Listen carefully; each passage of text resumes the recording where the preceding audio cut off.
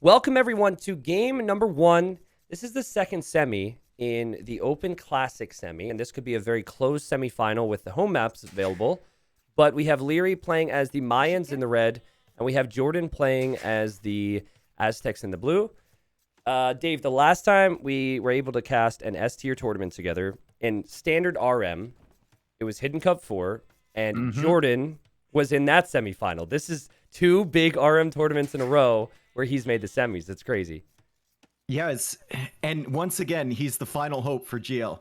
True. Which is just, when I'm mentally ranking the GL players, I'm putting Jordan probably 3rd or 4th, depending on the current form. So it's interesting that there's 2 standard RM tournaments in a row, S tier anyway, where Jordan is the final GL member. Yeah. Yeah. Classic matchup here. I think it's going to suit Liereyy a little bit because Mayans are slightly better with archers, and we know he's a god with archers, but we'll find out here in a moment. Hey, mods, by the way, just real quick, because chat's kind of annoying me. Sorry, chat. Is the audio good, mods, or are we not? I think we're good, but some people are saying high and some people are saying low. I just want to hear from a mod, possibly. We have made no changes since the last time, Dave, so who knows? Yeah. Okay. Cool. Well, I think we're okay, and maybe you're a little low, which I can just boost real quick. So tell me in general what you think of this matchup, though, because we've seen it many times over the years. I'd say Aztecs probably can snowball easier than the Mayans can, but if the Mayans are allowed to boom a little bit and get into the late game, the Aztecs are going to run into problems. Gotcha. And the Mayans have the Mayan privilege. They can survive anything and still keep going. So I slightly favor, I don't know, it depends on the stage of the game, right? Early, you kind of favor Aztecs. As the game gets later and later, then you start shifting towards the Mayans. Yeah. I think what's interesting about this matchup is that both could go Eagles, and in theory, in late game, Mayan Eagles are stronger because it's better to have El Dorado, but you normally only see Aztecs in this matchup think about making Eagles. So a composition that makes sense for Aztecs in the mid game might be Eagle Skirmisher if you're expecting to need the Eagles out for offensive pressure and Skirmishers out for defensive pressure. Whereas I think Mayans, they're just they're pretty figured out. Just wall, archers, boom, and in some cases even a Drush, which I think Liereyy might do. He's sending a villager out in front of his gold there, and that's probably for a barracks. Dude, I think he needs to do some early aggression, because look at the positioning on his golds. He's got 1 in the back there, but it's pretty far away, and the other 2 are so far forward. I think you need to put aggression on early and keep that forward position, because if it ever comes back to your base, you're going to run into problems. Yeah. It's going to be really hard to wall this entire area off. Yeah, I think maybe he's looking for a little bit of control here, Dave. Granted, the barracks timing could be for men-at-arms. Could easily see this spin into some type of a Drush, and Drush just to get units out across the map and maybe allow him some time to wall up his base. But what's weird here, as he's taking the 10 gold on the back, he might be a little late to having the gold for the 3rd militia. With a Mayan start, you always get loom, meaning you'll have 50 gold, and you need 60 gold to make 3 militia, which is why he needs that villager to come back right now. So I could be off on the timing.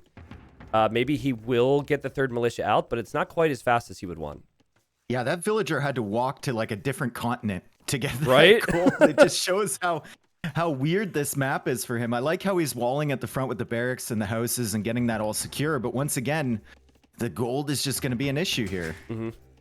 Yeah, Jordan going for a pretty standard play, and he's going to go for feudal age. Now, there has been a meta shift. For a while, people were going for Drushes all the time, like Lierey's doing. And then people started to go against that again. And I think overall, we're talking Arabia, which is the most played map for the high-level Age of Empires players. We've seen more of a feudal age shift. So I'm surprised to see this as Jordan pops out. And look, he only sees 2 militia. And he also has been hitting the other one with the Eagles. So this is a really good start for Jordan. Yeah.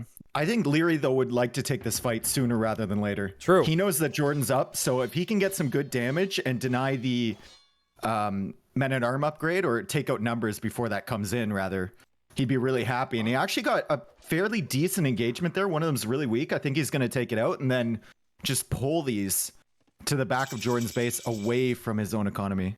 Is it weird to you that Jordan fought there? Like, I think with Aztecs you can justify that though, because you're even if you lose one, you have 3 more left over. yeah, maybe that was the logic. Or sorry, I meant yeah, Aztecs. Sorry. Yeah, yeah. Mesosim mirror always messes me up, dude. I don't know why. No, it's I fine. get confused who's who. Yeah, it's no worries. Not the biggest deal. And Liereyy is accomplishing or trying to accomplish what he set out in buying time, Dave. It's a lot of walling, dude. But it was Drush to buy time into Man-at-Arms, but he's got a villager on the other side of the palisade there he's got to worry about. And he has to wall off that whole other side. But I guess it looks like he's going to accomplish this. At the end of the day, Jordan's going to have been in feudal age. I was going to say with eco upgrades, but he doesn't have any. But he's at least going to be making archers. And who knows if Lierey's going to be able to keep up with this. But Liereyy using the eagle, Dave, and he sees the skirmisher. That is a really good move from him. Heads up play. Yeah, that's really, really great. You know that follow-up's coming. It has to be coming if there's men-at-arms from Aztecs at your base and you're walled as well. So that's really, really great to catch that out. Also great to allocate 3 villagers right away to that wall on the right. It was a big wall he needed to get down to secure the gold. And if Jordan had looped around that way, the wall would have been up just in time. Ooh. So it's all the little things for Liereyy here coming into play. And villagers coming forward now for Jordan. Okay, where do you place this tower? Along that wood line or? Yeah, it's got to be the wood line. I wonder if there was a part of him, because he sent those villagers forward before he saw Liereyy hit feudal. I think there was a part of him that thought Liereyy was going fast castle. And so he was worried about that. And while it looks like the resources are close for Liereyy, I don't think he's actually going to be able to do that. And so that tower is going to deny the only lumber camp that Lierey's working with right now. Mm-hmm. So this is a good move for Jordan. It's risky, but I actually quite like it. And I think it's going to put Liereyy in an awkward spot where he won't be able to use these 2 archery ranges consistently. The problem for Jordan right now is he hasn't scouted the very far back of Lierey's base. If he had, he could know that there was no wood lines along the edge of the map for Liereyy to take, and the only other wood option would be on the right side. So he could potentially go to stone and then tower that wood line, and Liereyy would be... I mean, Liereyy would be pretty screwed at that point. Well, he doesn't see the golds either, but he knows the main gold's not being used, and he knows the gold secondary. He just towered. Yeah, so I think it's safe to assume there's no wood line back there, and there might be a gold, and Liereyy has had to play very defensive in this game, and it all stems back to how he opened in feudal age. But I'm still looking at his resources. If he can afford a blacksmith, which is going to take him a while because he's not chopping wood efficiently, he could actually go up to castle age. What do you do once you're up to castle age in Lierey's position? The priority has to be getting control of a wood line and then that gold at the front, right? Yeah, so obviously pressure's number one. You kind of pressure and adapt and see what Jordan's up to. I think there's a world where if he has control of the area and he wants to make a second TC in castle, he could actually drop it right next to that tower, kind of where the palisades are, and then just garrison the TC and shoot the tower down. So he can get that area back. A good defense from Liereyy to wall up, and he still doesn't have his blacksmith, Dave. That blacksmith was delayed so much because of that tower from Jordan. So that was exactly what he needed. Yeah, he's gonna get it up. He could have been up to castle age like a minute ago. Yeah, that's really, really unfortunate. And then we look at Jordan's point of view, and he's gonna be up fairly soon. He's actually adding a market as well, which is gonna help. And a market usually indicates that the player is thinking about going into eagles in the castle age.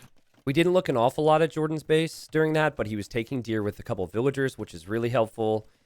He didn't overmake army, which is a very common mistake sometimes when someone's going fast castle. So he did enough. He actually has his eagle inside the tower, which is kind of funny. And I think he'll be up in similar times. So good job from Jordan, but he does need to prepare, as it looks like we have a pause here, because crossbow and bodkin arrow is very dangerous in the hands of Liereyy, and those researches come in significantly faster than Elite Skirm will for Jordan.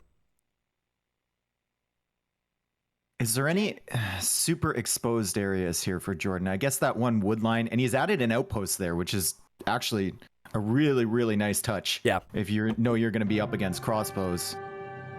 Okay, so is this a crash? Yeah, it's been Crash City on this patch. So the game disconnected for somebody. And so hopefully they can restore this, and we'll have to get an update from the admins. But I really hope this can be properly restored, which is what it should be able to do, because this has been a really good game. And imagine having to replay this in either position. Jordan will be happy with what he's done, and I think Liereyy will be excited about what he'll do in Castle Age. So hopefully we're good. Yeah, I think Jordan just has to avoid any of that early damage. He'll be up to Castle Age soon.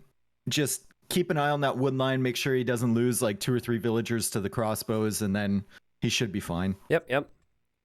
Yeah, the wood lines on this map are fascinating. And I actually think more maps, at least Arabia generations, Dave, should have it so you don't have a wood line up against the edge of the map. Yep. Because you have to control the map then. It tempts you to wall, but if you wall, you can sometimes just be screwed. So do you remember the game yesterday? It was a masterclass. Jordan versus Nikov, game 1 Arabia, where Jordan had groups of armies on every single wood line from Nikov because there wasn't one up against the edge of the map. Yep. Nikov had no safe options, and he was stuck in his base. They had similar army numbers, but Nikov was just stuck there because Jordan was putting pressure on 5 different sides, and he didn't know which way to go. I also really like this version too, because it's not like the King of the Desert 2 Arabia from way back, where you can have all 3 golds forward on hills, you know? Like it's a little awkward, but it's not too awkward, and it focuses on those wood lines. But yeah, man, Jordan is, and I mentioned it to you as well, he's so consistent, and he might even be the most consistent player on his team right now. Now, that doesn't necessarily mean if you were to play Viper, play Tato, or play Doubt, that he would be far superior to them. I just think that whatever Jordan's bringing to the table in terms of skill, it's always the same every game. Whereas some of the other players, and this extends to everyone in the scene, can kind of struggle to maintain that consistency.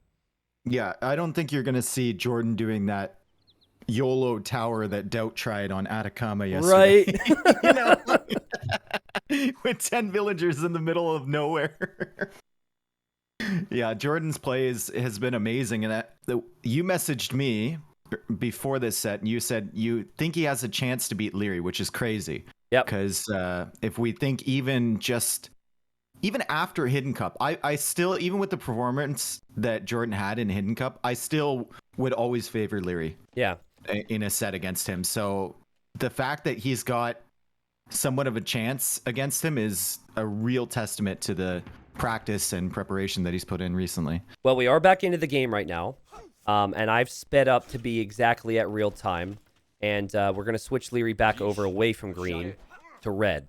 So that's good. Salutes in chat, please, for the restore system working. This is good to see. Disconnects, they do happen, and they might have happened a lot recently, but as long as restore is working, we're going to figure things out. So the game continues. And Jordan is adding a barracks, Dave. So it looks to me like he's going to try and go Eagle Skirm. He's got a lot on gold, and he has to somehow defend from this army before its crossbows. And Liereyy, despite being delayed, is still going to be in Castle Age a full minute faster, and there's so many areas for him to be able to hit. Actually, you know what I think Jordan does here? When he sees the crossbows, if the crossbows hit the palisades on the left, Dave, I think he just buys 100 stone and he drops a tower kind of near the gold in the farms. And then it's really tough for Liereyy to hit any crucial areas. Yeah, you just have to buy yourself enough time at this point, right? Yeah. Like, I don't think you're never going to hold that wall at the front there. Once he gets crossbow, he's just going to have too much range. And I think Jordan, he pulled a few vills off the farm to kind of think of it. And I think he's going to go for that tower option now. Yep. There it is. It's a good tower, but I think he should have done it earlier. Might be too late. Dude. Yeah, like this is, you see those crossbows show up, but you've got to commit more villagers and you've got to get it up a little bit earlier. And Liereyy kills a villager. The tower will end up going up, so it could have been worse for Jordan. But I think it was a little sloppy, maybe. If Liereyy didn't get greedy with those farm villagers, and if he went right in there, he could have denied that tower. And he's still going to kill quite a few here. Oh my goodness, this is disaster for Jordan. What just happened? Oh, he repaired the tower. He must have misclicked. He pressed repair instead of garrison.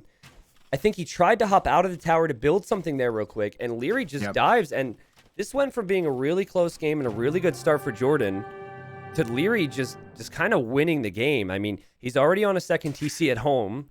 He killed all those villagers, and Aztecs just cannot compete with making eagles if they don't have the gold. So that, I don't know if the disconnect maybe got in Jordan's head a little bit. It does ruin your flow, but Liereyy certainly didn't miss a step, and pretty dominant win for him in game 1.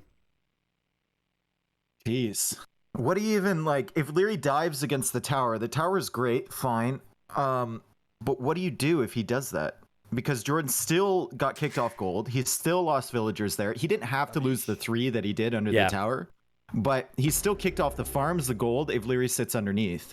And Leary's fine with losing that army as long as he's idling all of that. What do you do in Jordan's position? Do you have to wall and make a tower? Yeah, the tower goes up faster, and you get 2 partial house foundations right in front. Yeah. So kind of on the left and right face that you can see. That's why he ejected the vills. He wanted to get stuff there because he knew the potential. But the thing is, he was too slow. If he goes for that tower a little earlier and gets the 2 house foundations, which is pretty basic stuff for a player at Jordan's level, he's going to be fine. His wood's fine. He can't get hit there. He's on 3 barracks making eagles. I think Liereyy would still grow to have a lead, but you know what Aztecs are capable of with eagle spam. So kind of a tough one there for Jordan. And guys, now we're going to transition to a completely different map. And that's regardless of what Jordan ends up picking, because he has Hideout and Arena as his home maps. I think he knows that he needs to play on closed maps against Liereyy. Yeah, and that plays towards his consistency, right? That's what you're talking about. It's far more consistent, your builds on maps where you're walled to begin with. Yeah. And there's not as much map RNG, if you will. So Jordan obviously going to favor something like that over a player like Liereyy. Isn't it funny, though, how we talked about how consistent Jordan was, and then right when we get back into the game, he completely gets destroyed? Like, I feel like we would expect Jordan to do a little better there. And we talk about it, and we get back in, and bad things happen. So maybe curse the commentator a little bit. I think he should have maybe tried to pressure Lierey's other wood line a little bit after he towered the first one. Yeah, there's a couple things there. I'm just honestly impressed that Liereyy was somehow able to up. After all the walling he had to do, having to relocate at lumber camp, how did he end up on 2 range crossbows and having the second TC at 20 minutes? I definitely would not have the eco balance to do that. So I don't even think he used the market. Straggler trees, dude. He had like 8 villagers on the stragglers. He saved there them. You go. That's why you save the straggler trees, all right? You've been on this for many years now, Tristan. The flexibility trees, man. Save those for later. Okay, so I think they've started, and we'll hop in a sec. But based on the draft, do you have any guesses or thoughts as to what civs might be chosen? What map are we playing again? This would be, they didn't confirm it until now, Arena. Arena. Okay, I think Jordan is probably going for Malay. Could work well. I think Malay or Burgundians. Yeah. You could also, like, he's also got Aztecs though, and he's got Lithuanians, Turks. Like his entire civ lineup is built for these type of maps. I wonder. Okay, so you kind of have to use process of elimination of the clowny maps. So I think Liereyy has Britons and Teutons for Hideout and Arena. And I think having Britons is better for him on Hideout because he can use the archers. And then Teutons is purely boomy. So I would say probably Teutons next for Liereyy. And Teutons are actually really complicated for Burgundians and Malay to deal with. So there is a chance that maybe Jordan expects that and goes for Turks. But here's the thing. You don't want to get into a mind game civ situation when you're down 1-0 against Liereyy. If you're going to beat him, I mean, I know you're going to want advantageous civs, but I think you're still going to just have to outplay the guy. And you can't easily outplay players on Arena. It's just all about the strategy sometimes. So we'll see. I think they may have started, Dave. I'm going to try and get in here. Cool. And we'll just speed along. And, it is Burgundians. And it is the Britons. Lots to talk about. Lots of time to chill. And viewers, you should be in here. Did you get to see any of the previous set? I saw you hanging around in chat a little bit.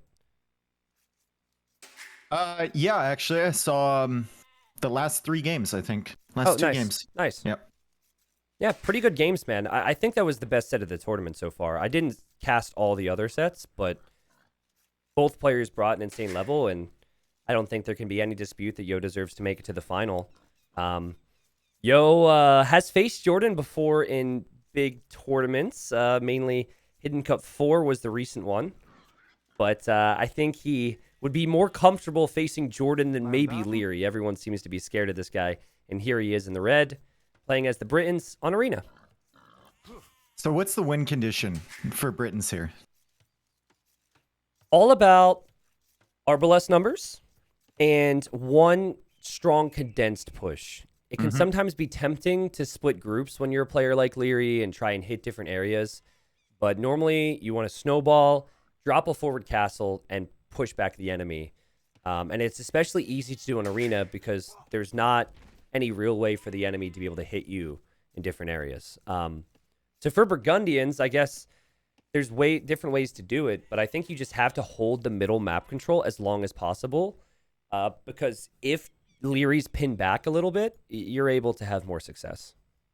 It kind of feels like if Liereyy gets up to that devastating ball of arbalests or longbows or whatever he's going to go for, Burgundians really, they don't feel like they have an answer to that, do they? Yeah, I mean, they don't get Siege Ram, unless I missed that. They don't get Siege Ram. Their Paladins are strong, and they can get it really quickly in early Imp, which we'll talk about, but the Paladins aren't the strongest Paladins because they lack Bloodlines. And they also don't get the final armor on their skirms. So, again, I think the way Jordan wins this is by pushing Liereyy back in his base and then getting the relics, too. They're going to fight for relics in Castle Age, and it's really important that Jordan can do whatever he can to make sure he lasts longer in this game. Yeah, even their bombard cannons, like against Britons, bombard cannons feel so underwhelming. I know, right? They snipe you from the other side of the map, dude. Now you do get Burgundian Vineyards, which is a pretty insane technology, and that is good if the games go late. So if you get relics and then Burgundian Vineyards, you're going to have all this gold income, and you might be able to justify continuing the Paladin production. The Flemish Revolution is also a thing. I think it's really bad against Arbalest civs, though, so I doubt we'll see that. The problem is your Paladins, I mean, they don't get Bloodlines, so they're going to be naturally weaker. Yeah. Your Skirmishers, if you want to go for that, don't get the third upgrade for the armor. I know, yeah. So they're going to get shredded by, like, it feels like everything you're doing, sure, it has a good damage output, but when it's up against range units, especially, like, Briton range units with the extra range, it's just going to get shredded. Yeah. So there are things I'd like to bring up that Jordan will take advantage of. Like right now, the fact he's using the Dark Age to research Feudal Age eco upgrades, which is something Burgundians can do. But I'd like to pull out a Doubt quote, because Doubt was casting some Masters of Arena somewhat recently, and I just stopped by his stream. And I think it was the end of Game 4, and he goes, okay, 3 Civ wins and 1 okay game. And then he just closed out of the game. Doubt made it pretty clear. He's like, sometimes there's just not much you can do. And I think what we've been saying is basically Lierey's got the edge. So the one thing that comes to mind, well, there's 2 things that come to mind that I think Jordan has to do to win this game. First, because his stable technologies are cheaper and he's getting all these eco upgrades, I think that he's going to have an advantage in the light cav war. So if he's going for light cav for the center, advantage Jordan. If he gets 4 relics out of the 5, suddenly we're feeling a whole lot better about his situation. The other thing is, unlike any other civilization, since you can research Cavalier and Castle Age, when you're on your way to Imp, you click that upgrade, and you can instantly click Paladin upon arriving to Imp. And it can be tough for Liereyy to have Halberdier and Arbs 2 minutes into the Imperial Age. So I think those windows there, Dave, those are the most important. I think Liereyy would be happy with only getting 2 relics in this situation. Even 1 relic, I think he'd be fine with. With Britons against Burgundy, like, is this going to turn into a long, drawn-out slog of a game? I don't think so. I think Lierey's either going to win with his initial push or die. True. Die screaming to the Flemish Revolution. Well, we've had that conversation recently, too. When Jordan played Nikov, I messaged you about my thoughts on some of his strategies, Nikov's strategies in particular. And it was a Vikings versus Berbers game. And in that game, even though Nikov tried to get some relics and whatnot, the Vikings just eventually fizzled out. They couldn't do anything against Berbers. And I kind of feel like that's the same with this matchup. You could make arguments that Liereyy, as he's going up to feudal age lightning fast, should not even contest for the relics and should just try and win this with that Arb snowball. But Yep. I don't know. On one hand, it'd be a Liereyy thing to do to just say screw the relics, but I feel like new age Liereyy is always doing that because it is the smart play. But I'm just astounded at how quickly they're going up to the next stage. Like, this is insanely fast. Well, what are they? 24. 24 Vils. Yeah. 24 Vils and 25 pop, and Jordan doesn't have the res to click up. Liereyy will, and it looks to me like he's going to go for a blacksmith and a market. So he's not going to go for any real competition for the middle. Now they hit at the same time, but since Jordan invested into those eco upgrades, he doesn't quite have the food he needs, which I think is just a failed build order here. I don't think it's going to be the end of the world, but... Yeah, I think one more villager on his part would have been one more villager in the Dark Age and then go up. And sure, you're a little bit farther behind from your opponent, but you're going to have enough food. Look, he's forced. And the problem with something like this is when you don't have enough food, you feel like you can't idle your TC. Yeah. But every extra villager you make puts you further and further behind from the next stage. It's very frustrating, especially when you don't have a market because he's going for the stable build. Yeah, on the bright side, he does have horse collar. I always hate this when this happens with civs that aren't Burgundians. So you're forced to make farms, and you're like, oh gosh, I didn't get those eco upgrades yet. So I think he'll be fine. But yeah, it would have been more efficient for him to not click up as early. He'll figure it out. He'll be up. And yeah, man, Liereyy, I mean, he is making a lot of farms right now, but that's pretty standard stuff if he wants TCs. I think he just goes insta 3 TC, adds a monastery, and just tries to get 1 or 2 relics. I don't think he's going to go crazy for the middle. Do you think the delayed castle age time is going to, like, play some mind games on Liereyy? Because they saw that they both got up to feudal age at the same time. Yeah. And then Jordan's going to be behind by, like, what, 40 or 50 seconds or something? And Liereyy might be like, what? Yeah. What is happening? Yeah, I mean, that's definitely going to be going through his mind.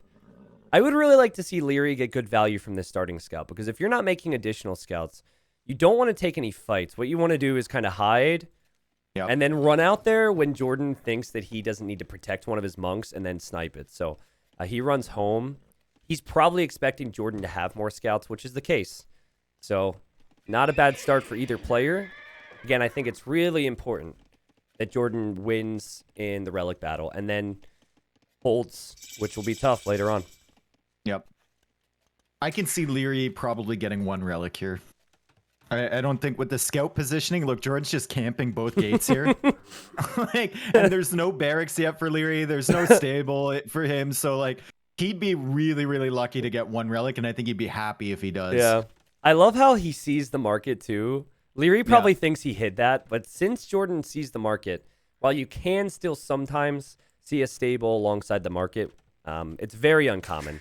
Normally, the market tells you that they also didn't make a barracks, and 4 TCs for Liereyy. What in the world? This is a mega boom for him. Britons, dude. Yeah. He bought some stone, and he's got 4 TCs now, and he's just going to utilize his civs bonus. Yeah. Cheaper TCs, get him pumping, and ignore the relics for now. Let Jordan invest the resources into military, and you'll have the eco advantage. But this would look dumb in other Civ matchups, but in this Civ matchup, if your win condition is Arbalest early imp, put everything towards Arbalest early imp. Like, Liereyy is more and more now making consistent decisions with proper strategies as he's what in the... Oh my god, did you see that? He let his scout out. And actually, look, Jordan is going to go over there. And he might suspect it. Yeah, I don't know. Like, would you really expect someone to delete a stone wall and add another one? That's funny, man. Well, I'd be curious to see if Jordan now loses his monks. But I just cannot agree enough with the way Liereyy has played this. It is exactly what he needs.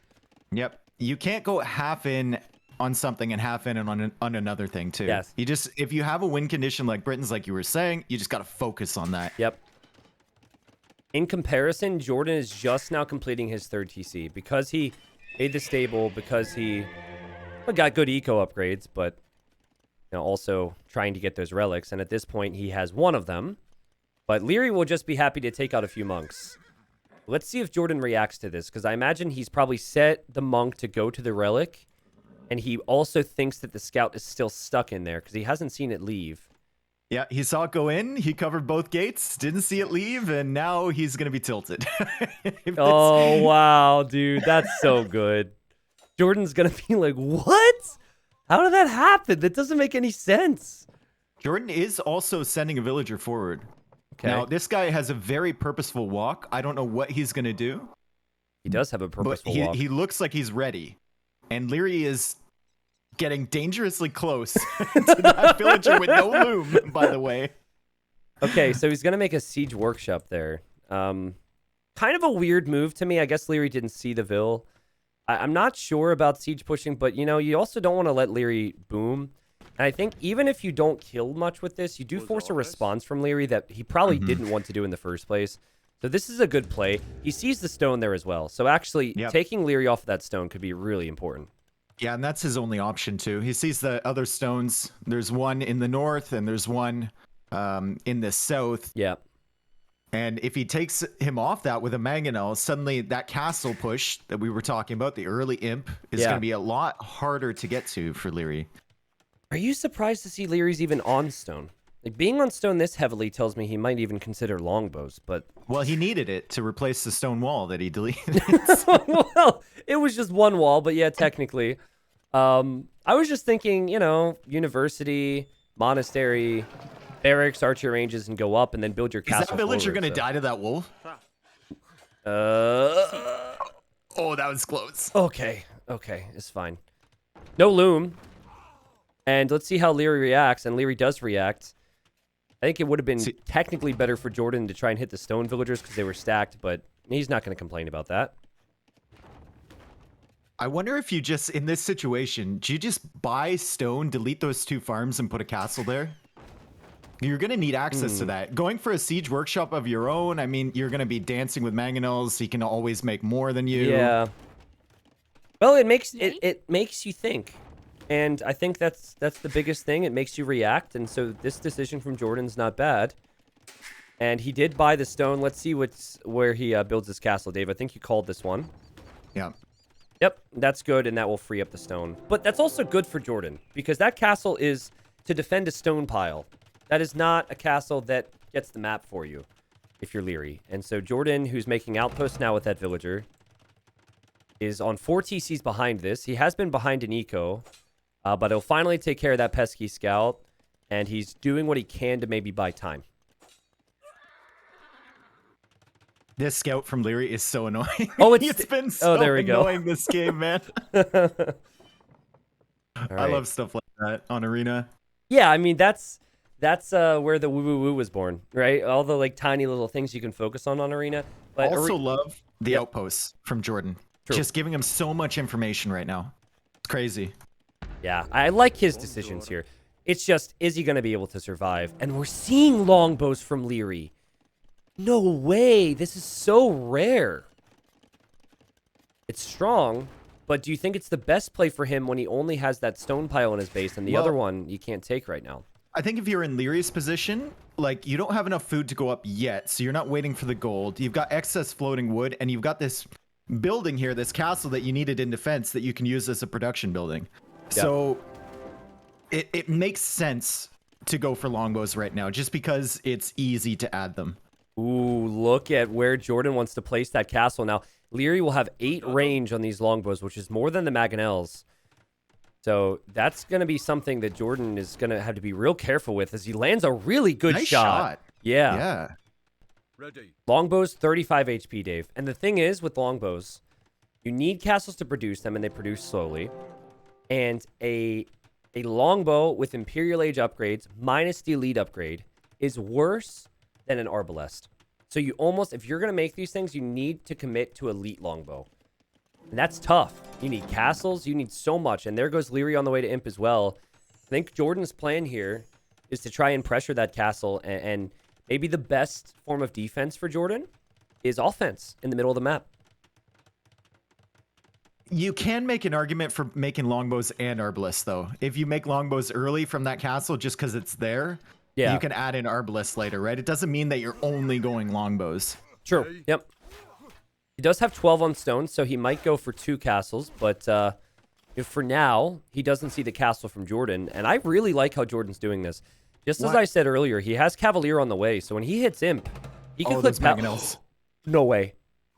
Oh my god, dude! I don't think he's going longbows anymore. Liereyy, the guy who we're constantly complimenting for his micro, has more range than the Mangonel and gets rocked by a shot. Jordan needed that. Wow.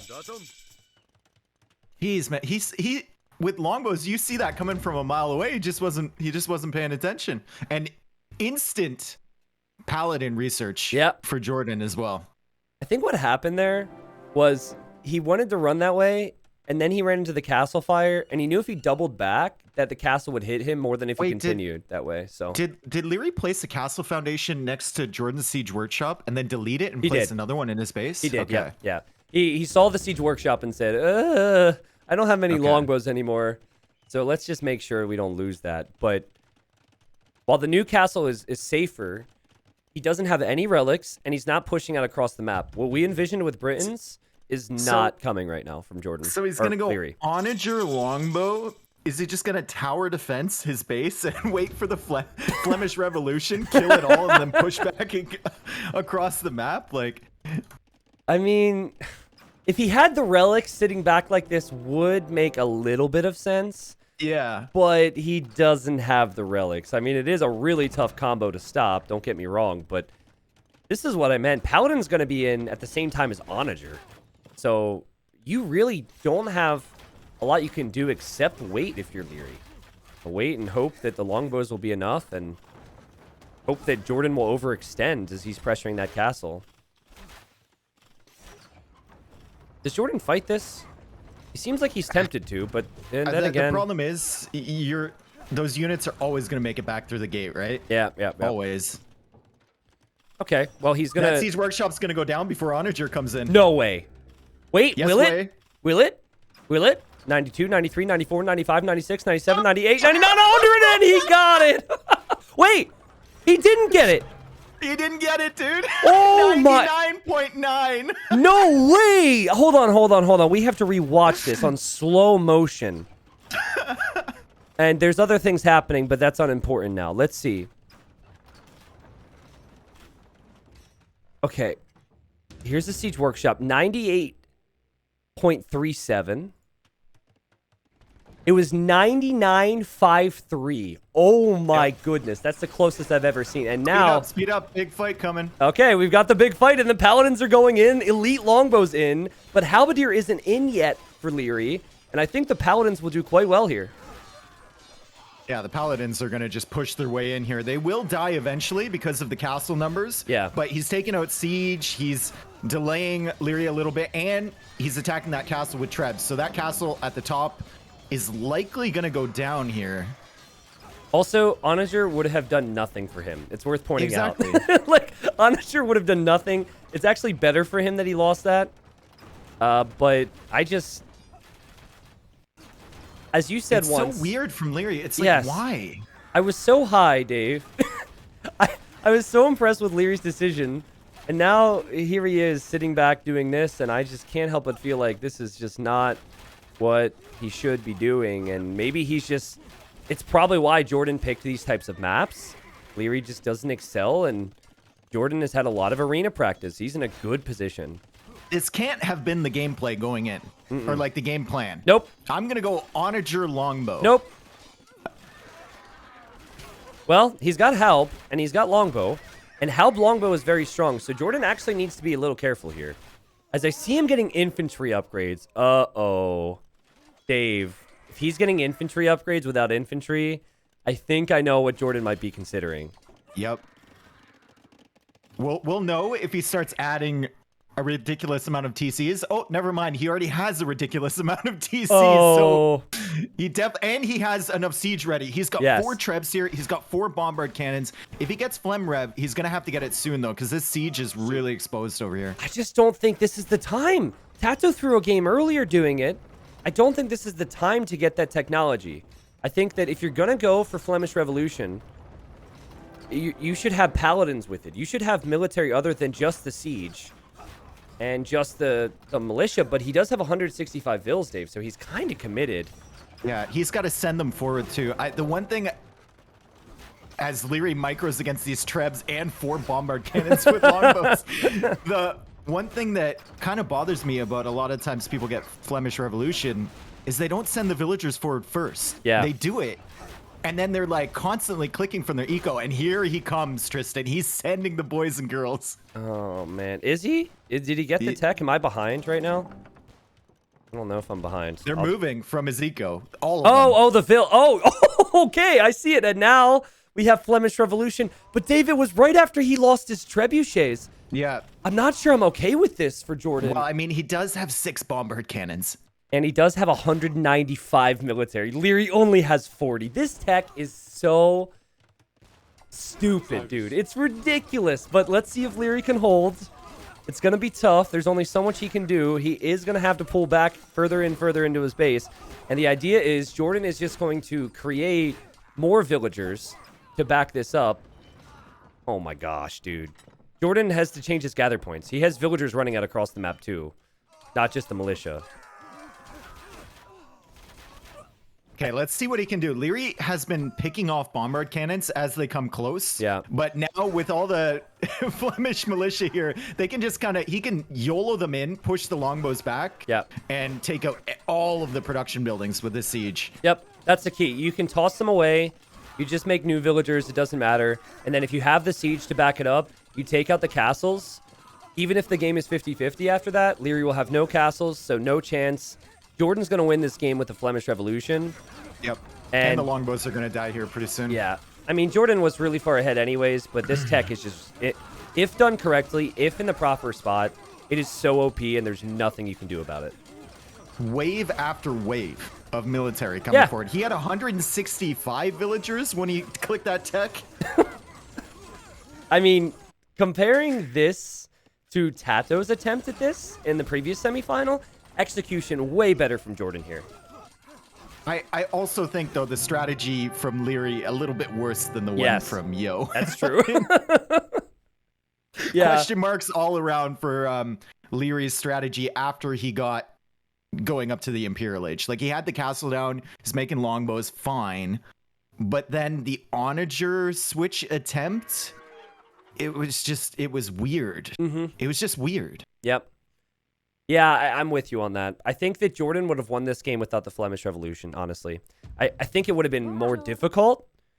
I think this was even earlier than it needed to be, this tech. But you can't argue with the results as Jordan ties it up. Remember, if Jordan loses another game in this series, he has another map very similar to Arena in Hideout. So as we think about the rest of the series, expect a lot of closed maps because Liereyy has Fortress and Land Madness, Fortress and Atacama available, and only one of those are open. But we'll go to the statistics, Dave. It looked good for Liereyy until he decided to make a castle to defend from one Mangonel, and Jordan just dominated economically as Burgundians do. More food, more gold, more stone, all 5 relics in the bank, and a big old spike in military near the end there.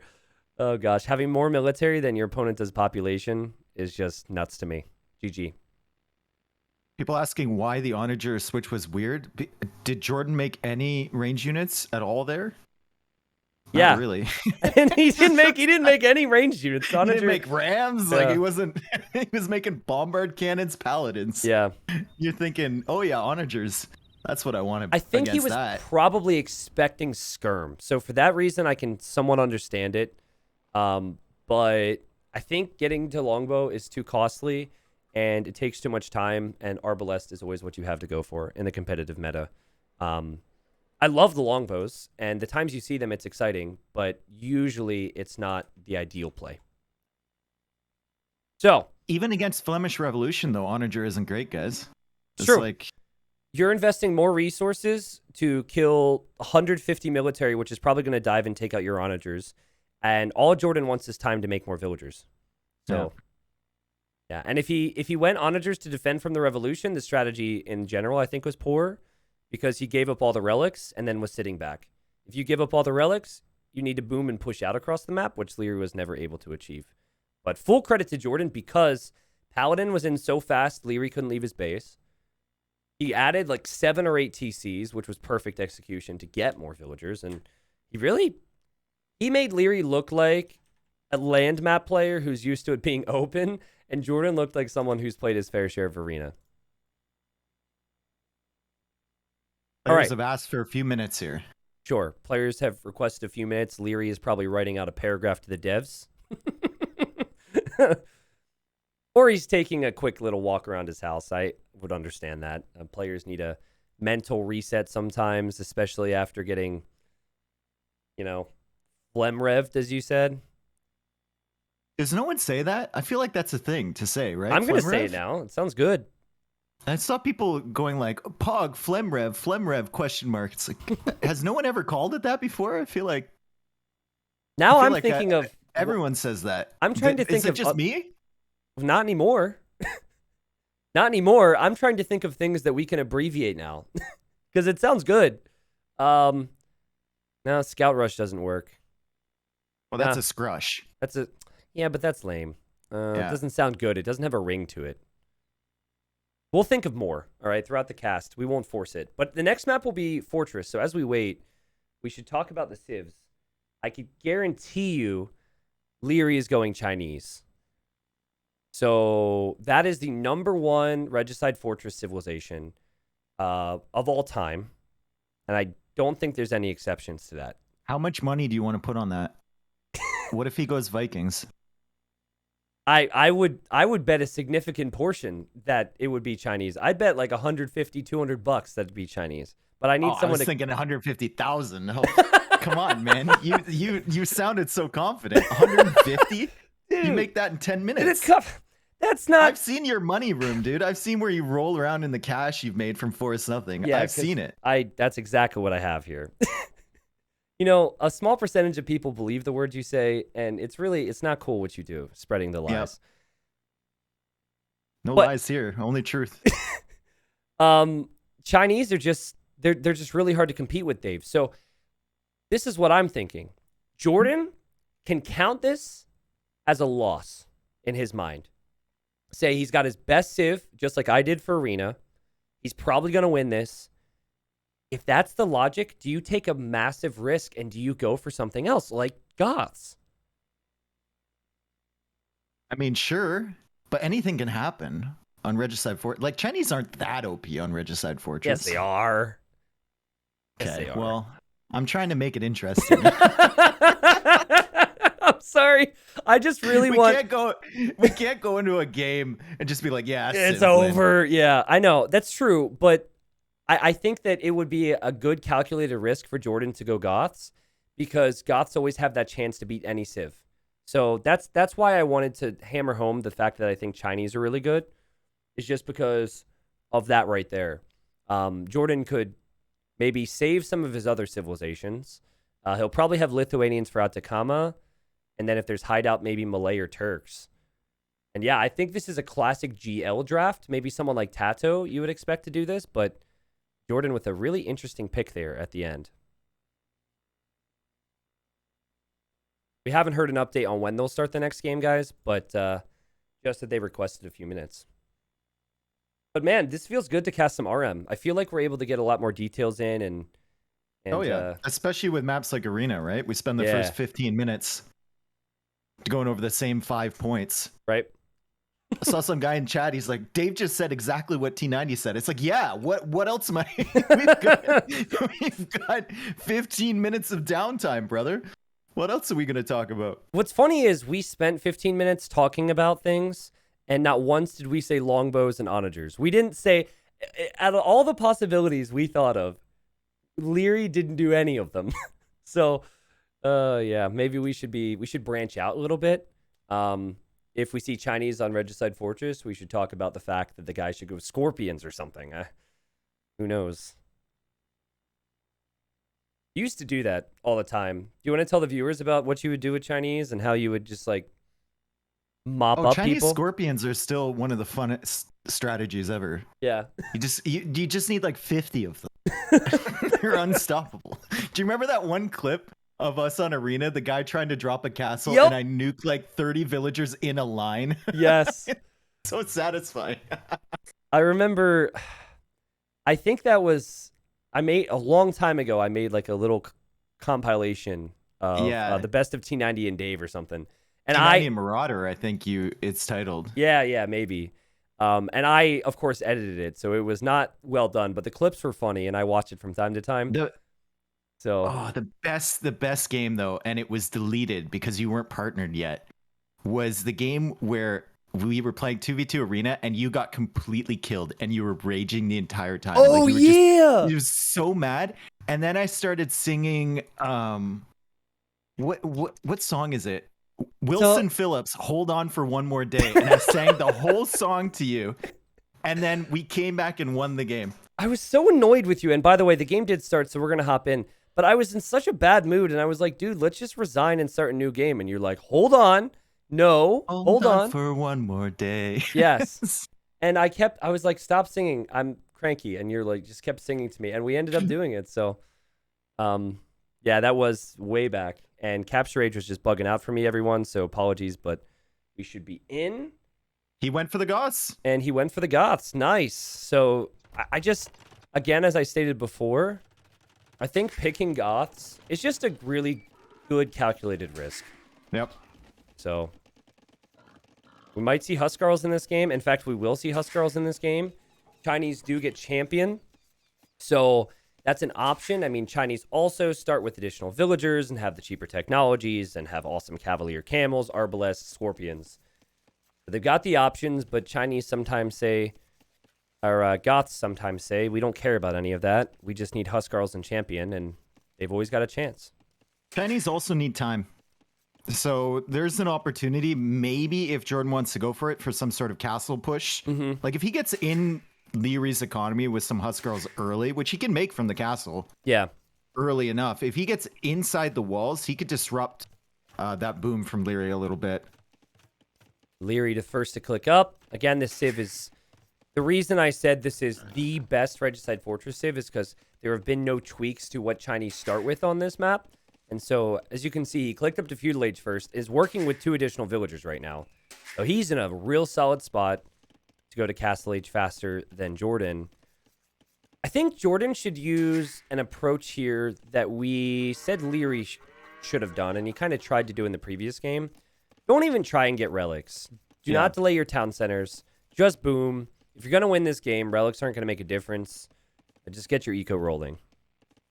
I think like 1 relic. Aim for that, like a monastery after you get the first couple TCs down. Yeah. Keep your scout or your whatever near the relic on the left, and just bank on the fact you're going to get 1 out of 5. There are kings out here. If you snipe a king somehow, you would win the game. Kings are very fast. They're technically your most important unit, but very rarely do you see kings die. And since they have a lot of vision, players use them to scout, so you should see them running around. One of the few times I actually saw a king go down in competitive Regicide Fortress was one of the very first games I was able to cast. And it was a player who's retired now. He wasn't, you know, like the highest level or anything, but his name was Arma. And he was actually able to snipe the host of this tournament, the Viper, in a qualifier set way back in the day. And I think it's on the channel somewhere, but it was Goths against Mayans, and he like petarded in to the side of Viper's base and killed the king out of the tower, Dave. It was so sick. See, every time I've seen players try and go for that focus push to kill the king, it never works out. But I've seen a million instances of players having a full army right next to a tower with a freaking king in it and not attacking it, like just going right past it. Yes.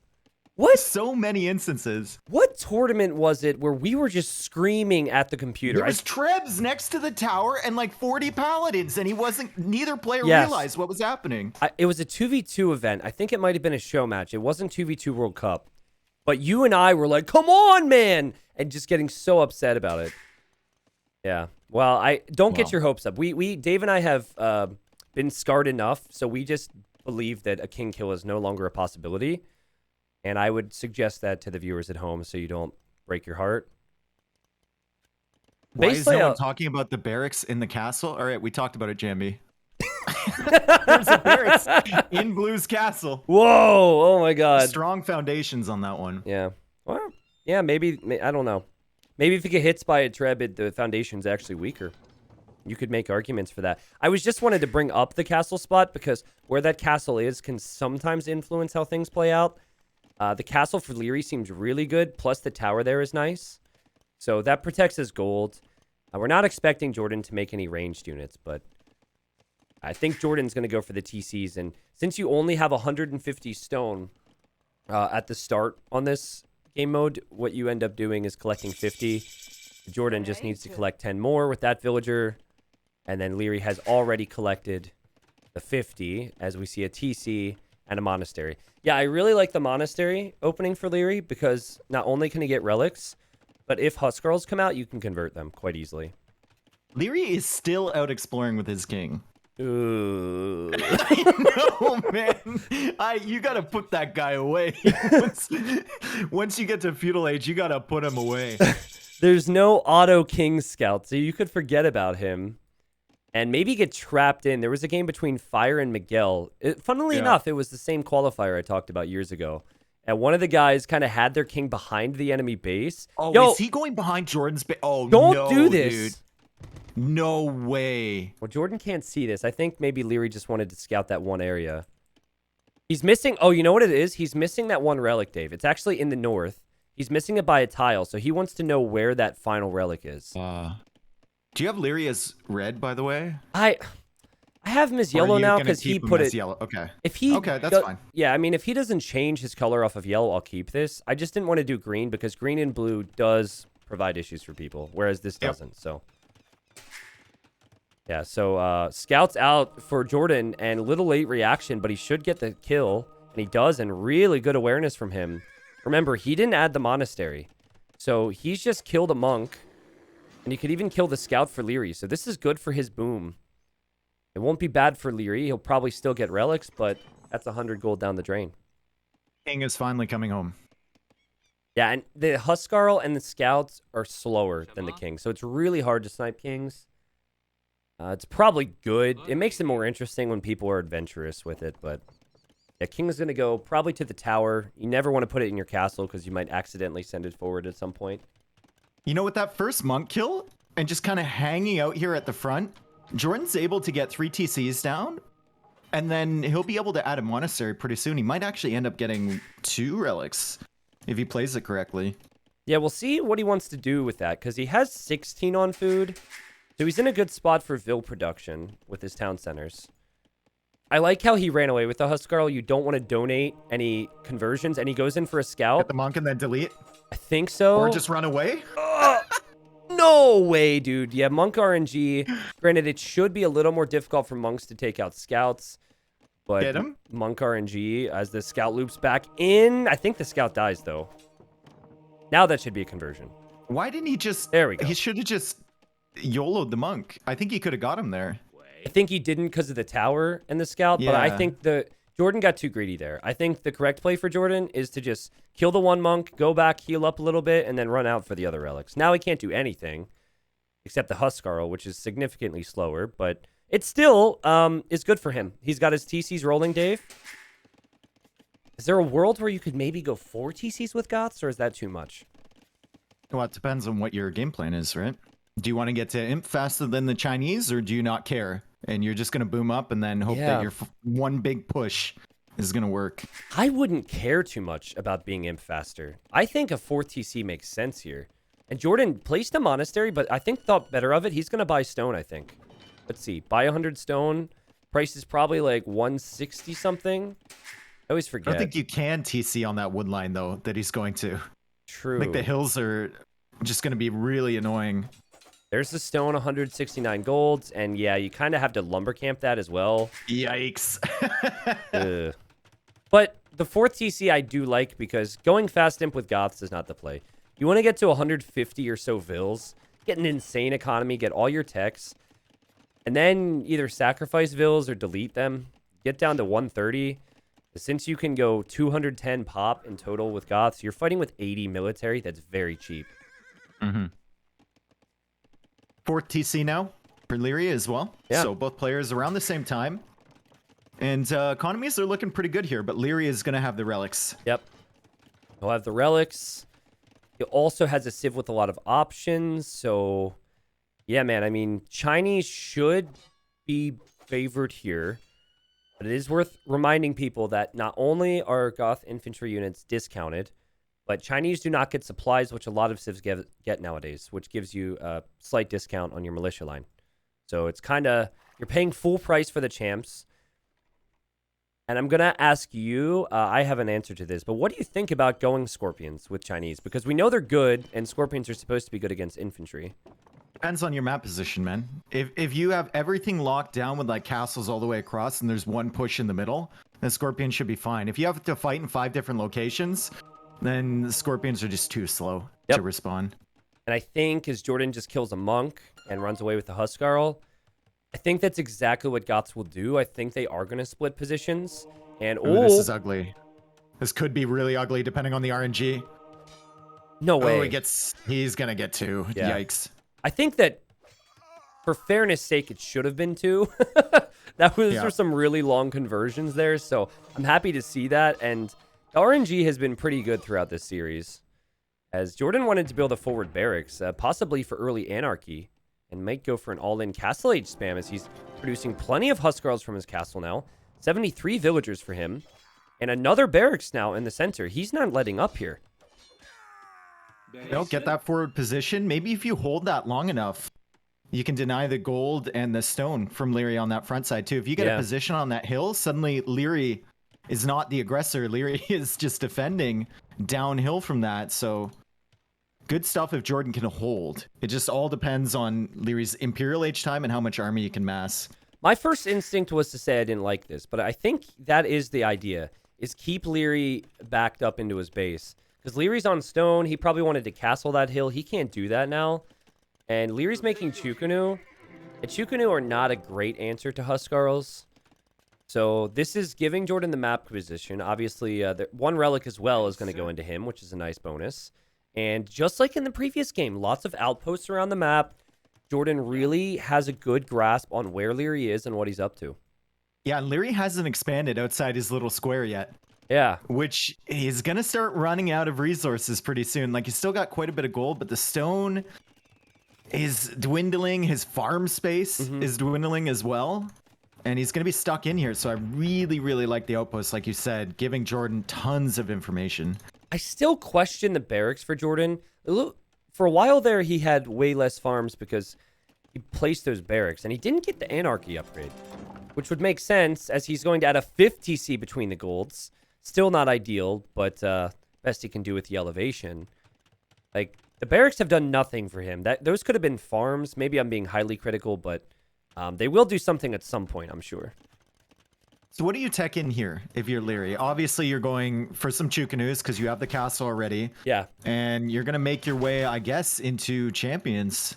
Champion Chukunu, dude. Because if you go for your own champion, you get full blacksmith upgrades. Goths do not. What makes Goth champions strong is just the fact they're cheap.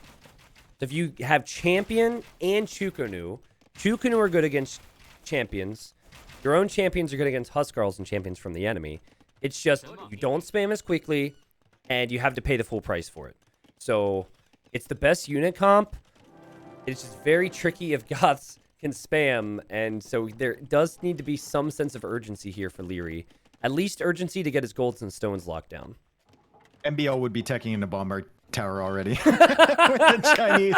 As Liereyy comes out with villagers to secure that hill, we were talking about how important that position was. Yep. So good on him for doing that.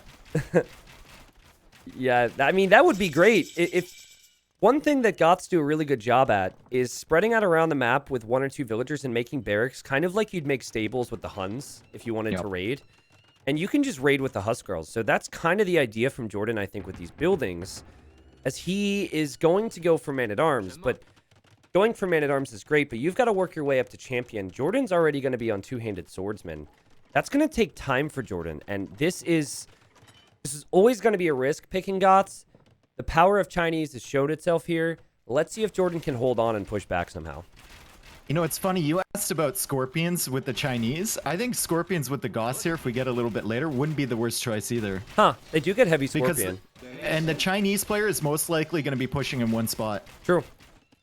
Yeah, probably not something you want to do before you get Elite Huskarl and Oh, it's got to be Champion. later. It's got to be later for sure. Yeah. But if it goes late, yeah, I could see that tech switch possibly working out for him. Look at what Lierey's doing. Two-handed swordsman and two-handed swordsmans on the resources on the left. And then you have a interesting little out. What are these outposts from Jordan behind Lierey's base? Is he looking for the king in there or something? That's ridiculous. He's just scouting, man. He's just scouting. He wants as much information as possible, right? I think his win condition is keep Liereyy penned in to this little location here. Don't let him expand. Unfortunately, Lierey's already gained map control in the middle. So even if Jordan denies the sides, Liereyy will have resources in that middle area. And he's going to be pushing back against Jordan's base right now. Jordan just needs to mass, wait for enough, and then take a massive fight. Bothers me so much that after seeing the first two barracks were going down in the middle, that Jordan decided to build more right next to all this. I really wish he would have built his production buildings further back. He doesn't have champion yet. He doesn't have elite Huskarl yet, but he does have the cheaper infantry units. And Jordan is on the back foot, which is to be expected. It's just, can he get perfusion? Can he get those upgrades in? He's got 57 farms. That's decent. And with Goths, we know the production speed once you get all the techs. Perfusion, yep. So as long as he delays Liereyy for like I'd say another 2 minutes, maybe he'll be fine. But yeah, that's a big ask.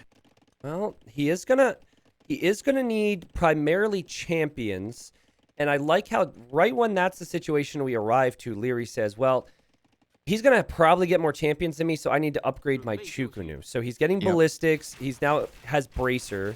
I really think Liereyy should prioritize all the champion upgrades first, though. He doesn't have them yet, Dave. He doesn't have final armor. He doesn't even have an attack upgrade, but he does have champion, and he's moving around. I love the fact he's killing all these barracks, too. Kill the production buildings, force Jordan to make more at the back of his base. It's going to cost him wood. It's going to cost him time, and that's less military he can mass. Now pushing over here against the TC on the right, though that castle's going to go up. Yep. And Liereyy will probably have to back right back to his trebs. Jordan's not going to care too much about losing vills. He's done the proper thing and overboomed. So he won't stress about that. I think Jordan still has barracks everywhere, too. Barracks on the right, barracks on the left as well. Well, he needs the foundations down. I don't think he's producing out of many. And he goes in after the Trebs, I believe, or maybe the Chukunu? Get the Chukunu first. Target the Chukunu with the Huskarls, I think. That's what he's doing. Monk's in there as well. Kind of not convinced with that little move there for Jordan. I mean, getting the Chukunu is great, but maybe the Trebs would be a target as well. Then again, you don't care about losing your castle after you get perfusion. But build barracks, Jordan. He's got 5 villagers building barracks. He needs more of them.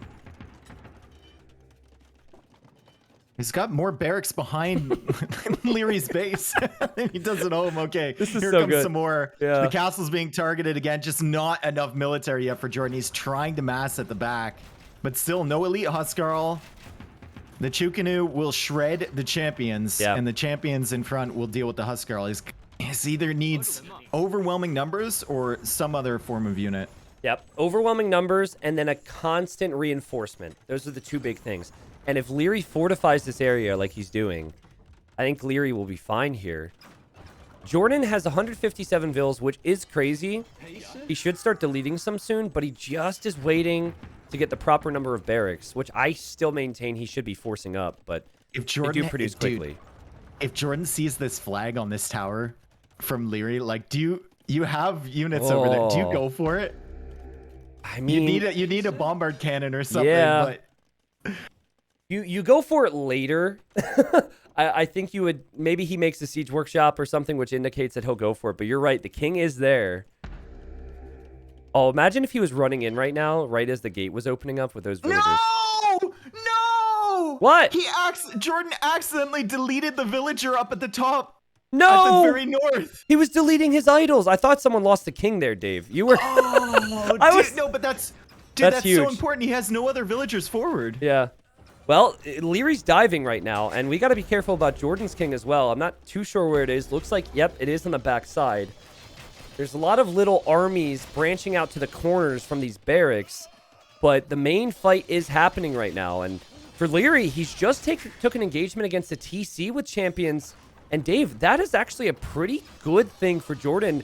As Jordan has the population lead, the military count is suddenly even, and those Chukunus are gonna disappear. Whoa, the power of the Goths has arrived. Well, the Chukunus are still alive, and they're going to go back to the Trebs. He's done some decent raiding with the champions, but definitely Jordan's still with a solid villager count after this.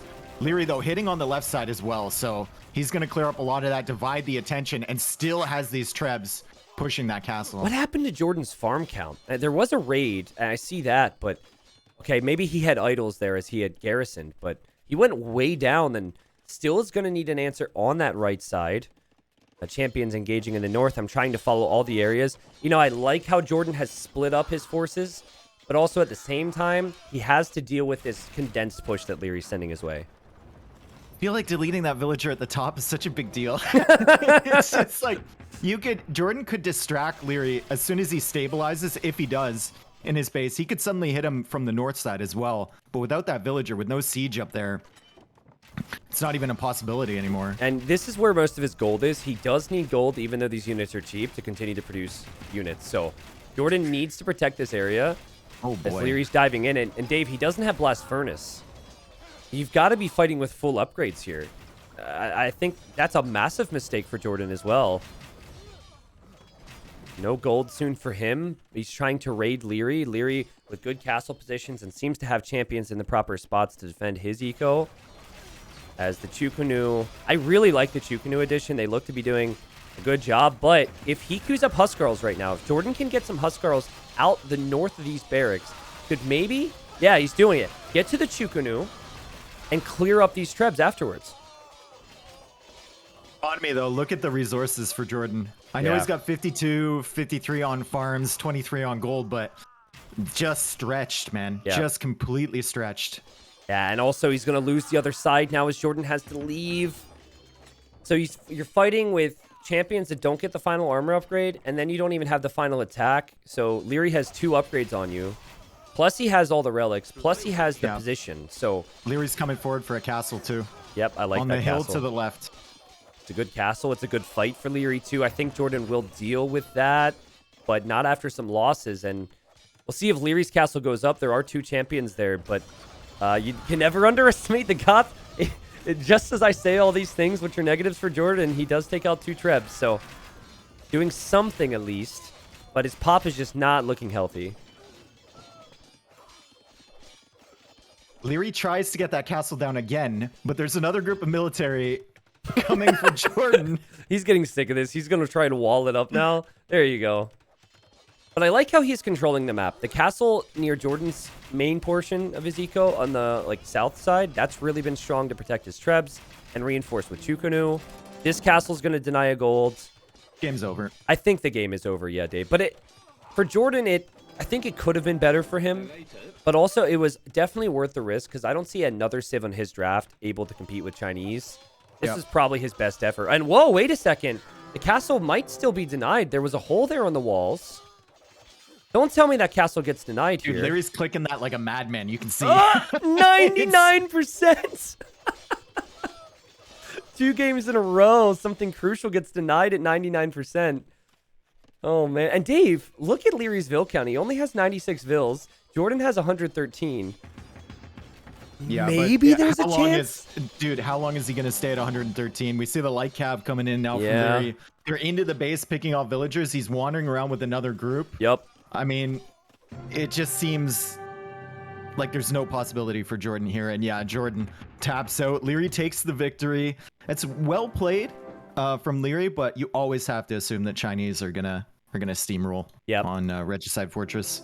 Yeah, and I think maybe someone will make an argument, well, Jordan shouldn't give Liereyy the relics. I don't think the relics made the difference here, because if you give Liereyy, or compete for the relics, excuse me, then your boom is even worse, right? And so then this is even tougher for you. I think Jordan was wasteful with his barracks in the middle. I think it was a very poor decision or lack of a decision to forget Blast Furnace. But he did everything that he could with the overboom into Goths, and now he'll have to move on to his next home map, which he'll be more prepared for anyways. Liereyy 1 win away from moving on to the finals, which will be today, Dave, and that is going to be up against Yo after an amazing set against Tato earlier. Yeah, here's the eco. By the way, I should go back to this. Sorry, viewers. I sometimes skip along too fast. Jordan had more wood and more food in that game, and Liereyy utilizing and controlling all the golds, more stone, and that would have continued if the game went on with the neutrals and the relics. Sorry, I'm just adding a mod comment to some guy who said, I always said Jordan is bad. Like, okay, well, I guess you're just wrong. Like, oh, man. Hey, would you mind entertaining the viewers for like 30 seconds while I step away? yeah, sure. All right, Dave cool. AMA. Dave AMA time. Enjoy. It's everyone's favorite part of the stream again. Dave AMA, ask me anything. I might answer. Yo, what's up, Heisenberg? Okay. Is your wife still at the mall? Sure. How old are you? 31, dude. I'm old. Best island strategy? Send it. What's your name? Dave. What's your favorite kind of car tire? I don't know. Do you like waffles? I love waffles, dude. Have you seen Wrongfully Accused? No. Where should one keep their stick? On the ice, dude. You can't have your stick up. The reason you keep your stick on the ice is if someone passes it to you, your stick is on the ice and the puck doesn't go underneath, you know? What's your favorite soup? Dude, I'm gonna go with the classic chicken noodle, man. Do you have a face? Yes. Favorite hairstyle? I don't want to answer that question. How many spliffs today, Dave? None. What's the best map and why is it Water Nomad? The best map is Nomad, dude.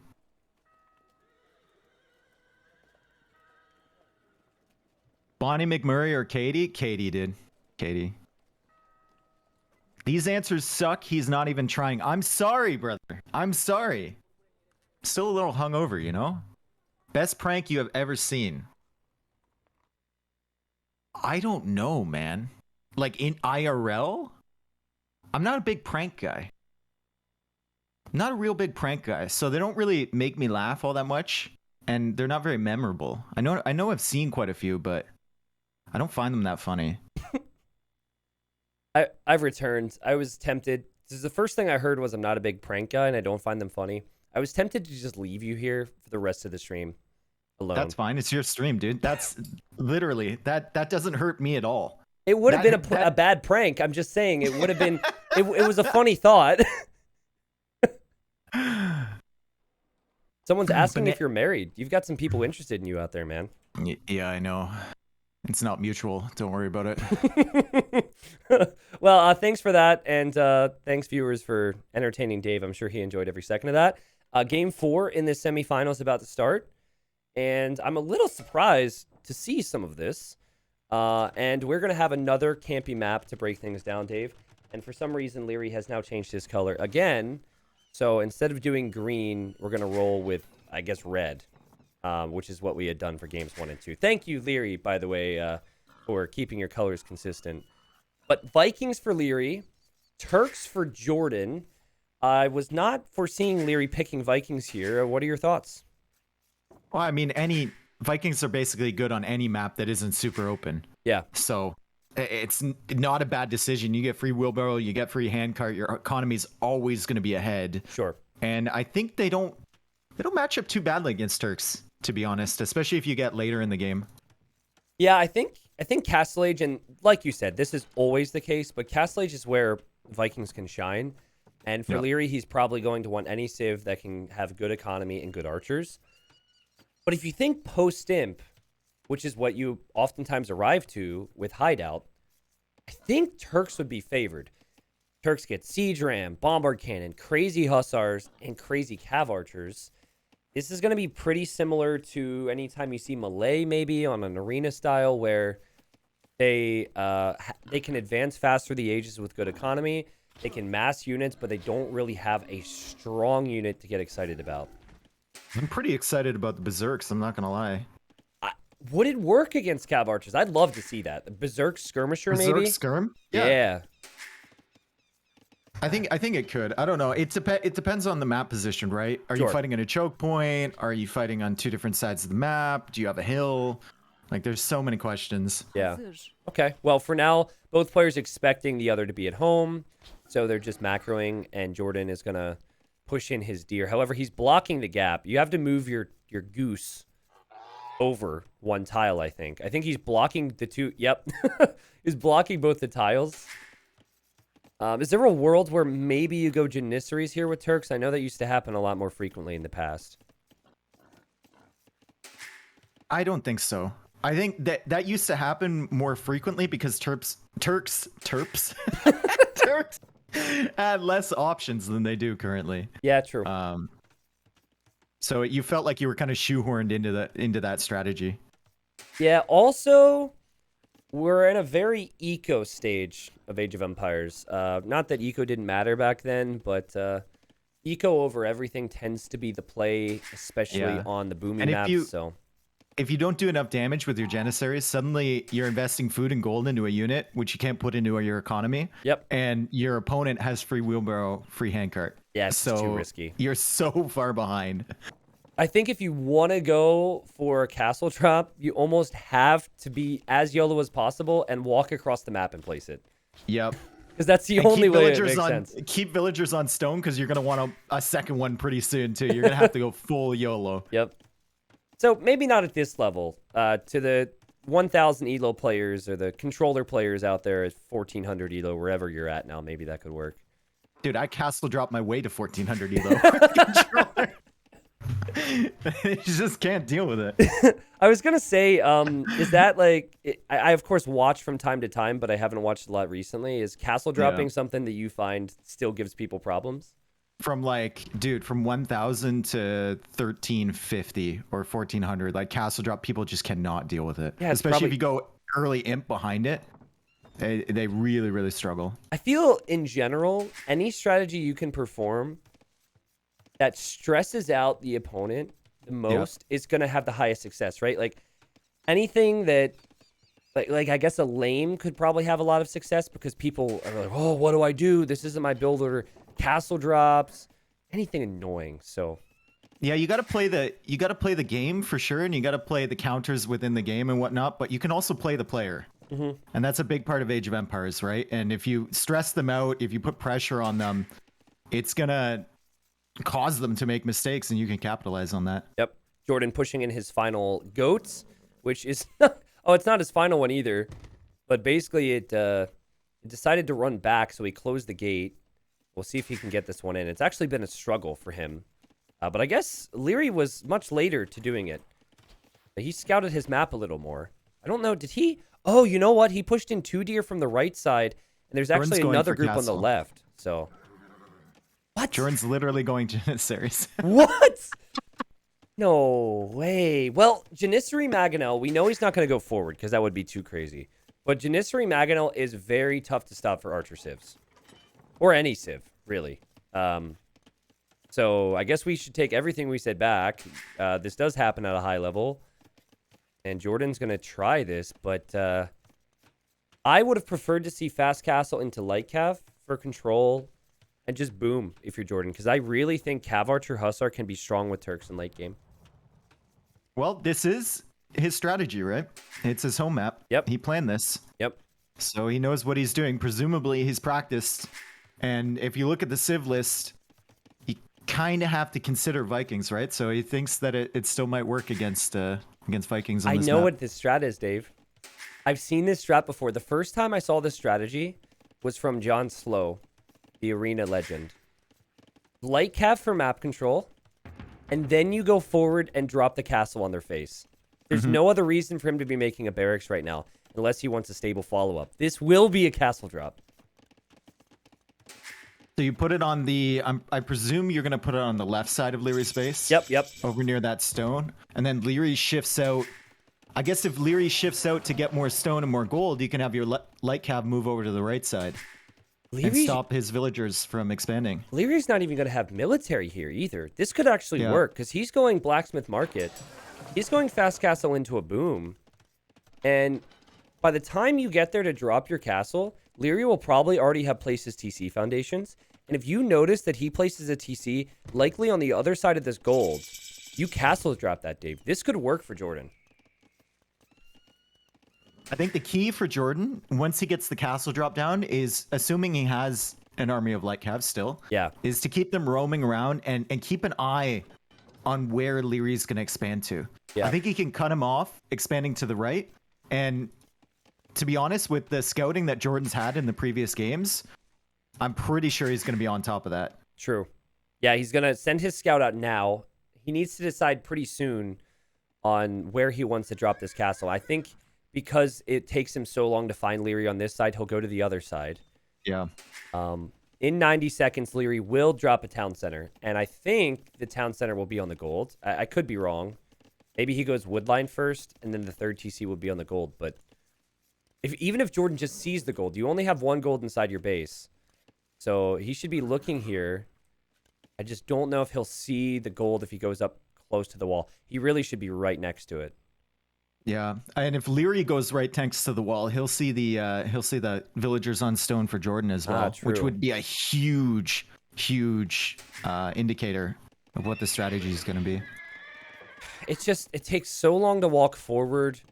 The opponent already has such a good eco compared to yours. He's going to send Vills now from the wood line, which is probably the worst spot because it'll take a long time to get there. It just takes so long.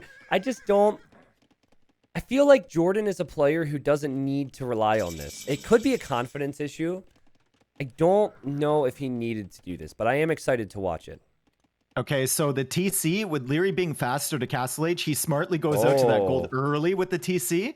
And this is the expansion that I was talking about that could potentially be denied by Light Cav, but Lierey's going to be too quick for it. Yep. So Jordan's going to run into some problems here because even if he puts the castle on the left side, Lierey's going to have gold income over here, and he's going to have a position over here. Liereyy even brought his scout over just to double check, just to make sure there wasn't anything. So if there was, he would have reacted to it. And now, Light Cav upgrade comes in for Jordan for free. Yep. And Liereyy can see that there's a light cav on either side of the wall. So he knows that that's a danger, but he does not know what else is coming. Well, he also saw the later uptime. He sees the score. Like, I think he has to suspect that there might be a castle coming. I think Maganel maybe, but 15-15 uptime to go light cav castle drop, it's pretty tough to pull this off consistently. So let's see. Okay, now Jordan has seen the town center. He's seen the gold. This is a lot of wasted time. Where does he end up dropping this castle? Right on that hill up against the gate. You get the gold. You have a position to push in, and you get the hill bonus. And then you just go all in, man. You've got to go for Janissaries and Maganels, and I don't think it's out of the question for Jordan to never add a second TC in this game. Or does he go on the hill over Lierey's new TC? That would do more direct damage, right? Because if you do that, well, I think it should be closer, like right here, Jordan. You can't see where I'm clicking, Dave, but yeah, that would at least right eliminate on that hill, the TC. ranging the gold. Yeah. Yeah. The problem here is going to be that he only has 5 villagers building it, so Lierey's going to have tons of time. I think with those 3 light cav, though, I don't know if Liereyy can really do anything. Lierey's like, what? Like, that is the last place he expected any type of aggression. Yep. I assume he sees this. Let's just double check. Yeah, he sees the foundation. Jordan is kind of unaware of this, but Liereyy doesn't have much to stop it, so he might be a little concerned. So I like the little pre-walls. And that castle's going to go up. Into play. Yeah, right? Where did he come from? Seriously. Over there near the deer or something? I don't know. Another light cav for Jordan. So Jordan knows where Liereyy can take gold. And Liereyy will have to abandon this area, which he will now do. And he'll go to the other gold, and I think Jordan could even consider a tower on that gold. It might seem a little out of place at this time, but get a tower down with 4 villagers and build a siege workshop with the other ones. And keep a light cav over on the gold to the left as well. Keep something over there, just to give you a heads up if Liereyy expands. Yeah, you could actually break through the palisades pretty quickly, so Lierey's going to have to house wall behind this. And there's the siege workshop. But again, I think it would make a whole lot of sense to tower that. But now Lierey's starting to mix in some archers, so you do have to worry a little bit. The Janissaries are kind of like a tower for a little bit here. That's true. Yeah, yeah. Yeah, that should be fine. I actually agree. Maybe save your stone then. And do you go for... I actually wouldn't hate a ram in this situation if you're Jordan, because you can garrison the Janissaries inside the ram. Yeah. If your opponent's making archers, you get through the houses, and then you can pressure really, really hard with one. So one ram and then follow up with a mangonel maybe. Look at Jordan scouting with the light cav on the right. Dude, he could do this.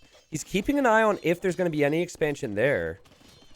And Liereyy has all this farming eco, but what do you do with farming eco with Vikings? And crossbows aren't even that good against Janissaries because Janissaries do have one more range. Mm-hmm. This is sick. When we said castle drop wouldn't work, I'm glad that I'm being proven wrong here because you very rarely can see someone pressure like this against Vikings and get away with it because Vikings get so far ahead before they take damage. Nice shot there from Jordan. And Liereyy is now completely off of gold. If he wants to take gold, he has to leave his base. And to leave your base, you probably need a castle defensively, which might not work out. He's completely countered right now. There's the siege workshop. Janissaries are going a bit far in there. Light cav there, maybe trying to delay the crossbows so we can get a shot off. And he's almost got enough stone for another castle too. Oh, he doesn't have a repairville there, Dave. He needs to pull a villager to repair that. She's on her way. Yeah, and I think you just drop it right on Lierey's face, but with the siege workshop there, I'm not sure if you have the guts to do it. Kill the wall and drop just so you have an escape plan. Yeah. Oh, he's going to drop it further back near that siege workshop. It's kind of, it'll secure that gold area a little bit, so it's okay. Yeah. But Lierey's not going to feel any immediate pressure from it. Okay, Jordan is obviously focused here, as is Liereyy. Lierey's placing a TC in a very risky location. Liereyy takes out the Mangonel, but will the TC be denied? That could be denied. And it's not going to be denied because Jordan was so focused here, and Liereyy has held Dave. Yep. What a moment, man. He used the crossbows and his Mangonel to take out Jordan's Mangonel. And the TC is going to go up too. Even though the light cav is there, the TC will go up. Jordan didn't notice that in time. Yep. So now access to gold for Liereyy, eco advantage for Liereyy. He's suddenly got an army to play with as well. Yeah. An army which is not awful compared to Janissaries now that he has the numbers. And this is why we mentioned with this extreme pressure, if there's ever a moment where you're not doing damage, you're dead.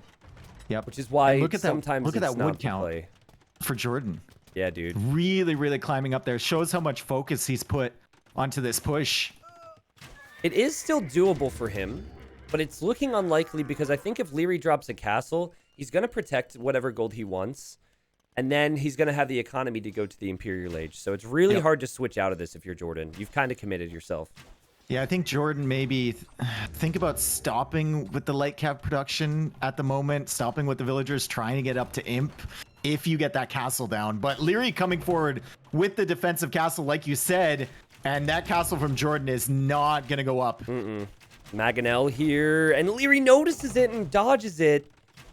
And his micro's been so good. There's not many players who could somehow get your gold back and have 72 villagers and 17 crossbows after all this pressure. Jordan was really doing a good job. He made me believe. Boy. Jordan realizing this push isn't really tenable anymore, is going to go for a second TC and stone walls along the side. So he's like, okay, we're going late game. That's the only way I can win at this point. Well, okay, so that's a good realization for him. I think that there's so much potential for Liereyy now to close this game out, but considering the fact that Jordan doesn't have another chance if he loses this, this is the correct play. This is the fighter's mentality. Stonewall, and honestly, get as many relics as possible, too. Get a monastery out, and just hope you can snag relics and that Liereyy doesn't kill you. He's about to be 50 villagers soon, though. Pog. Woo! 50 villagers with wheelbarrow. That's something. As Liereyy, man, his micro is so sick. Very good micro as he's on his way to Imp, and that would mean Arbalest. I mean, he could ram down the walls from Jordan. There's so much potential for him to close this out, but Jordan should continue to fight. I mean, he's still got a castle. on Lierey's gold. Lierey's still stuck at his base, and he still has military units forward. So it's not the end of the world. And he hasn't been touched at home. Like 51 eco, sure he's 25 plus villagers behind, plus handcart, but he's pressuring his opponent. Yep. And as long as you're got a forward position on your opponent, you always have a chance in a game. Yep, 1 for 1 there. Nice little split micro from Liereyy, who knows he needs to keep these crossbows alive. Has the golden wood to make more of them. So he'll always be massing those, as he likes to do. And he has a lot of confidence against one Mangonel, so I think he will even go in here. And Jordan... Oh, good shot! Yikes. He delayed his shot. Yeah. And Liereyy didn't know what to do about that. Big one. And also, the others are very weak because they pull back to the town center now. Yeah, Jordan's actually done a lot with the little military that he's had behind here. Yeah. And 22 to 17 KD. Also has an army comp, which is pretty distracting for Liereyy. Liereyy can never peel off to go for a counter. But this could be 2 kills here for Liereyy. Oh, God. Oh, geez. Jordan, you never have your Mangonels like that. That's a rookie mistake. Can't be doing that, man. Price of lumber these days is really expensive. Especially in Jordan's economy. Oh, beautiful attack round from Liereyy. Oh, my goodness. Okay, taking out 3 Janissaries. I'm going to act like I saw that one instead of looking back at Jordan's eco, and we're going to show that to viewers real quick. Oh, Jordan hasn't finished the wall. He hasn't finished the wall, Tristan, and the crossbows from Liereyy, soon to be armless, are on the way. Well, he did get a heads up that they're there because he lost his light cav. Really weak walls, though. Yeah. We'll see how long this villager lives. Oh, is Liereyy gonna not even investigate? He just assumes it's fully walled, which is the correct move, I think. Yep, just assumes it's fully walled. So he'll bring a Mangonel over. But yeah, he's going to go for Onager instantly. Oh my God, what a play, Dave. To send him to the finals, all he needs to do, forget about the walls. Onager cut right to Jordan's base. Yeah, right through the middle. Jordan's going to be putting all of his attention on the left side, on the right side, walling up. And there's absolutely nothing to defend his woodline in the middle or the rest of his eco. Well... Onager didn't make sense in that arena game. It makes sense here. And I don't think Jordan is ever expecting this. I think even Jordan's next castle, if he places one, is going to be on the sides because he's thinking he has to protect the flanks. Yep. Man. And he will, of course, lose his first castle to a 1 trebuchet. He can't do anything about that. And let's go to Jordan's point of view and let's listen, Dave. See if we hear the boom. Wait for it. I hear it. I don't on capture rate, which is interesting. Yeah, it's very ominous. Yeah, I don't hear it as much in capture rate, but I know in the game, dude. In the game, you hear the and he's here.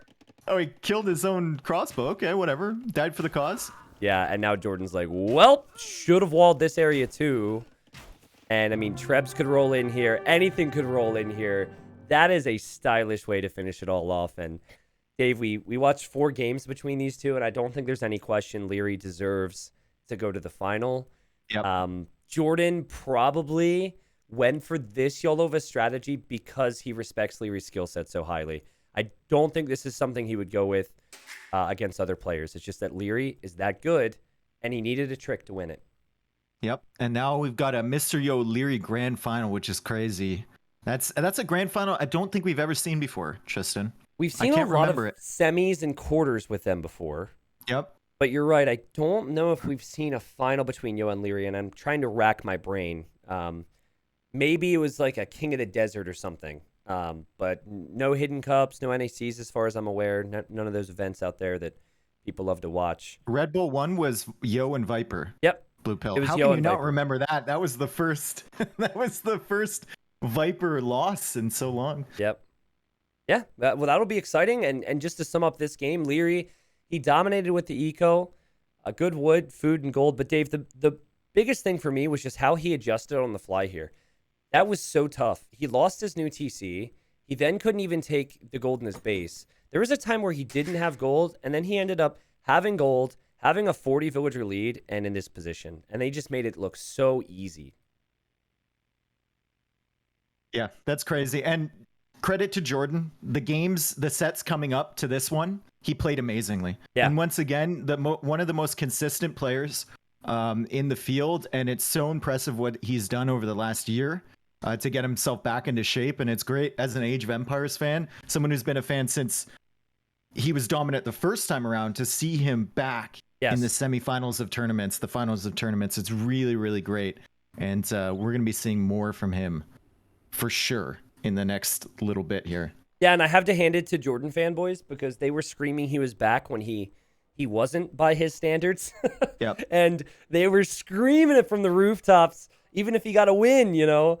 And guess what? He is actually back. I think it at least seems to be that way. Definitely top 10. Many might argue on where he's at, but 2 big RM tournaments in a row where he at least makes the semis.